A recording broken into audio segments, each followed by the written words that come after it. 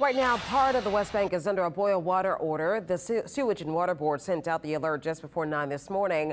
There's also a small portion of Plaquemines Parish included. That's Keating Drive and Jarrell Drive right off of Woodland Bridge. Officials haven't said much about what caused the boil order other than there was a drop in pressure.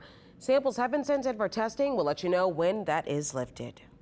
And tonight there is a mix of hope and some skepticism in the Bywater neighborhood after a major sweep of the old Navy base on Poland Avenue. But as Paul Murphy reports, the city's hand-picked developer is still trying to put together the financing to turn the massive property into housing and retail.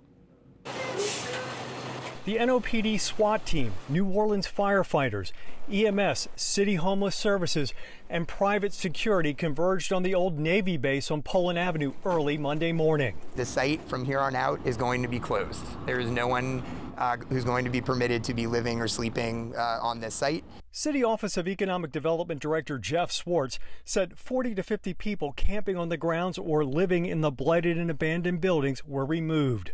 We saw some leaving the complex, toting their belongings behind them. James Warpup says many of his fellow base dwellers will simply find other places to live in the city's downriver community. People are talking about places they shouldn't have to go, but they don't have any choice. Joe Zimba says that's exactly what he and his Bywater neighbors fear. You see them looking for another encampment of some sort in your neighborhood. Yep, and they won't go far. I mean, there's too many opportunities if you go down along the river.